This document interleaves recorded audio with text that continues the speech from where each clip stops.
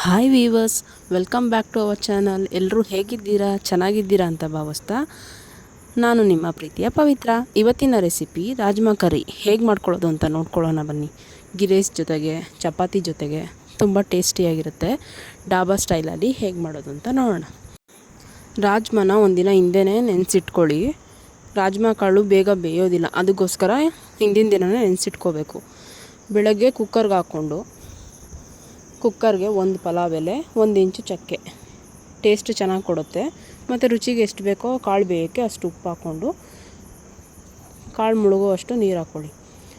ಇದನ್ನು 7-8 ವಿಜಿಲ್ ಬರೋಷ್ಟು ಕೂಗಿಸ್ಬೇಕು. ಯಾಕಂದರೆ ರಾಜ್ಮಾ ಕಾಳು ತುಂಬ ಗಟ್ಟಿ ಇರುತ್ತೆ, ಬೇಯೋದು ನಿಧಾನ. ಅದಕ್ಕೋಸ್ಕರ ಅದು ಫುಲ್ಲು ಮೆತ್ತಗಾಗೋಷ್ಟು ಬೇಯಿಸ್ಬೇಕಾಗತ್ತೆ. ನಾನಿವಾಗ ಇದನ್ನು ಮುಚ್ಚಿಟ್ಟು 8 ವಿಜಿಲ್ನ ಹಾಕಿಸ್ಕೊತಾ ಇದ್ದೀನಿ. ಅದು ಆಗೋಷ್ಟರಲ್ಲಿ ಮಿಕ್ಸಿ ಜಾರ್ಗೆ ಏನೇನು ಹಾಕ್ಕೊಂಡು ರುಬ್ಕೋತೀನಿ ಅಂತ ನೋಡೋಣ ಬನ್ನಿ. ನೋಡ್ಬೋದು ನೀವೀಗ 8 ಕೂಗನ್ನ ಕೂಗಿಸ್ಕೊಂಡಿದ್ದೀನಿ ನಾನು. ನೋಡ್ಬೋದು ಇವಾಗ ಅದು ನೀಟಾಗಿ ಬೆಂದಿದೆ. ಇಲ್ಲಿ ಮಿಕ್ಸಿ ಜಾರ್ಗೆ ನಾನಿವಾಗ ಒಂದು 4 ಟೊಮೆಟೊ, ಅಂದರೆ 2 ಆ್ಯಪಲ್ ಟೊಮೆಟೊ ತೊಗೊಂಡಿದ್ದೀನಿ, 2 ಹುಳಿ ಟೊಮೆಟೊ ತೊಗೊಂಡಿದ್ದೀನಿ, ಮತ್ತು ಸ್ವಲ್ಪ ಗೋಡಂಬಿ. ಇದನ್ನ ಹಾಕಿ ನೀಟಾಗಿ ಪೇಸ್ಟ್ ಮಾಡ್ಕೊಳ್ಳಿ. ಆಮೇಲೆ ಒಂದು ಪ್ಯಾನ್ ಇಟ್ಕೊಳ್ಳಿ. ಅದಕ್ಕೆ ಒಂದು 3 to 4 ಸ್ಪೂನ್ ಆಯಿಲ್ ಹಾಕ್ಕೊಳ್ಳಿ.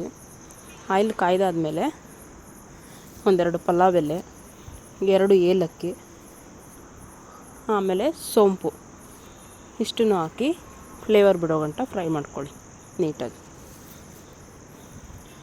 ಅದು ಫ್ಲೇವರ್ ಬಿಡೋ ಅಷ್ಟರಲ್ಲಿ ನಾನಿಲ್ಲಿ ಒಂದು 4 ಮೀಡಿಯಮ್ ಸೈಜು 4ರಿಂದ 5 ಈರುಳ್ಳಿನ ಸಣ್ಣದಾಗಿ ಹಚ್ಚಿಟ್ಕೊಂಡಿದ್ದೆ, ಅದನ್ನು ಇದಕ್ಕೆ ಹಾಕೋತಾ ಇದ್ದೀನಿ.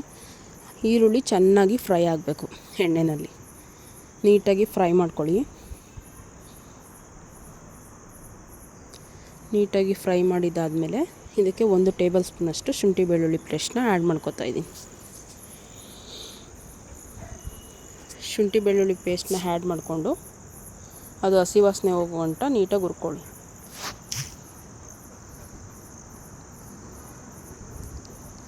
ಇದು ಫ್ರೈ ಆಗ್ತಾ ಇರಲಿ ನೀಟಾಗಿ.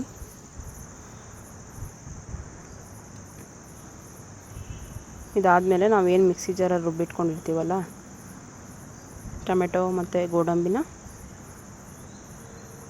ಅದನ್ನು ಆ್ಯಡ್ ಮಾಡ್ಕೊತೀನಿ.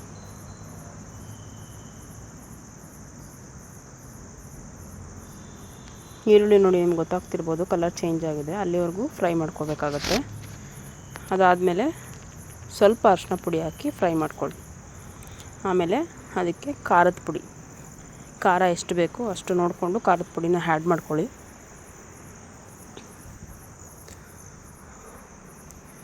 ಖಾರದ ಪುಡಿನ ಆ್ಯಡ್ ಮಾಡಿಕೊಂಡು ಸ್ವಲ್ಪ ಗರಂ ಮಸಾಲ, ಒಂದು 1/2 ಸ್ಪೂನಷ್ಟು ಗರಂ ಮಸಾಲ ಹಾಕೋತಾ ಇದ್ದೀನಿ ನಾನಿಲ್ಲಿ.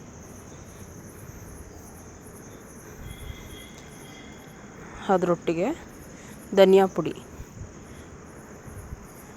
ಪುಡಿನ ನಾನಿಲ್ಲಿ 1.5 ಸ್ಪೂನಷ್ಟು ಬಳಸಿದ್ದೀನಿ. ಇದನ್ನು ಮಿಕ್ಸ್ ಕೊಟ್ಕೊಂಡು ಅದಕ್ಕೆ 1.5 ಸ್ಪೂನಷ್ಟು ಧನಿಯಾ ಪುಡಿನ ಆ್ಯಡ್ ಮಾಡ್ಕೊಳ್ಳಿ.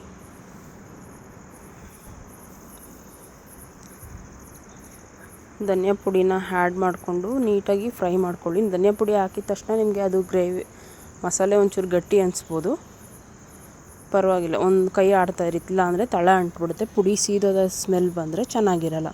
ಅದರಿಂದ ನೀಟಾಗಿ ಫ್ರೈ ಮಾಡ್ತಾಯಿರಿ, ತಳ ಹತ್ತಕ್ಕೆ ಬಿಡಬೇಡಿ. ಸ್ವಲ್ಪ 1-2 ಸುತ್ತು ಫ್ರೈ ಆದಮೇಲೆ ನಾವೇನು ರುಬ್ಬಿಟ್ಕೊಂಡಿರ್ತೀವಲ್ವ ಟೊಮೆಟೊ ಮತ್ತು ಗೋಡಂಬಿ, ಅದನ್ನು ಇದ್ರ ಜೊತೆಗೆ ಹಾಕಿ ತಿರುಗಿಸಿ. ಇದನ್ನು ಹಾಕ್ಕೊಂಡು ನೀಟಾಗಿ ತಿರುಗಿಸಾದ್ಮೇಲೆ ಅದು ಎಣ್ಣೆ ಬಿಡೋವರೆಗೂ ಚೆನ್ನಾಗಿ ಕುದಿಸ್ಕೋಬೇಕು. ನಿಮಗೆ ಮುಂದೆ ಗೊತ್ತಾಗುತ್ತೆ ಯಾವ ರೀತಿ ಅದು ಗ್ರೇವಿ ಪ್ರಿಪೇರ್ ಆಗುತ್ತೆ ಅಂತ. ಫುಲ್ ತಿರುಕೊಡಿ, ಅದು ಫುಲ್ ಎಣ್ಣೆ ಬಿಡುತ್ತೆ. ಅಲ್ಲಿವರೆಗೂ ಆ ಗ್ರೇವಿನ ಕುದಿಸ್ಕೊಬೇಕು. ಯಾಕಂದರೆ ನಾವಿಲ್ಲಿ ಏನು ಹಾಕಿಲ್ಲ, ಎಲ್ಲ ಹಸಿ ಪೌಡರು ಮತ್ತು ಟೊಮೆಟೊನು ಹಾಗೆ ಹಾಕಿರೋದ್ರಿಂದ ನೀಟಾಗಿ ಫ್ರೈ ಆಗಿ ಎಣ್ಣೆ ಬಿಡಬೇಕದು.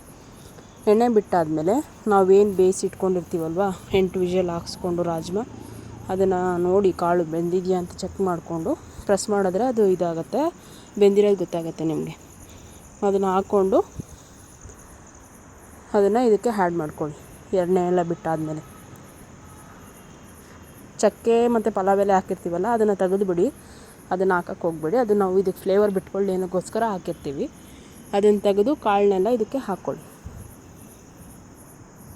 ಹಾಕಿಬಿಟ್ಟು ನೀಟಾಗಿ ತಿರುಗಿಕೊಡಿ. ಆಮೇಲೆ ನಿಮಗೆ ಎಷ್ಟು ನೀರು ಬೇಕಾಗುತ್ತೆ ಅಷ್ಟು ಅಡ್ಜಸ್ಟ್ ಮಾಡ್ಕೊಳ್ಳಿ ನೀರು ಹಾಕ್ಕೊಂಡು.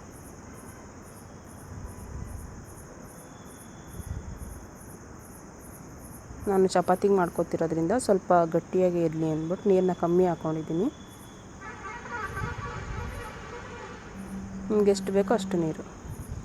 ನಾವು ಕಾಳು ಬೇಯಿಸೋಕೆ ಹಾಕಿದ್ದೀವಿ ಸ್ವಲ್ಪ ಉಪ್ಪು, ಆದ್ದರಿಂದ ಇಲ್ಲಿನ ಉಪ್ಪನ್ನ ನೋಡಿಕೊಂಡು ಸ್ವಲ್ಪ ಹಾಕ್ಕೋತಾ ಇದ್ದೀನಿ ನಾನು. ಆಮೇಲೆ ಕೊತ್ತಂಬರಿ ಸೊಪ್ಪು ಹಾಕಿ ಚೆನ್ನಾಗಿ ಕುದಿಯೋಕ್ಕೆ ಬಿಡಿ. ಕುದಿಯೋಕ್ಕೆ ಬಿಟ್ಟಮೇಲೆ ಲಾಸ್ಟಿಗೆ ಸ್ವಲ್ಪ ಕಸೂರಿ ಮೇಥಿ ತೊಗೊಂಡು ಕ್ರಷ್ ಮಾಡಿ ಮೇಲೆ ಹಾಕಿ ಎಣ್ಣೆ ಬಿಡೋವರೆಗೂ ಕುದಿಸ್ಕೊಳ್ಳಿ ಚೆನ್ನಾಗಿ. Rajma curry ready to serve. ತುಂಬ ಟೇಸ್ಟಿಯಾಗಿರುತ್ತೆ, ಮಾಡ್ಕೊಳ್ಳಿ. ಹೇಗಿತ್ತು ಅಂತ ಕಮೆಂಟ್ ಬಾಕ್ಸಲ್ಲಿ ತಿಳಿಸಿ. ಪ್ಲೀಸ್ ಚಾನಲ್ನ ಸಬ್ಸ್ಕ್ರೈಬ್ ಮಾಡ್ಕೊಂಡು ನೋಡಿ.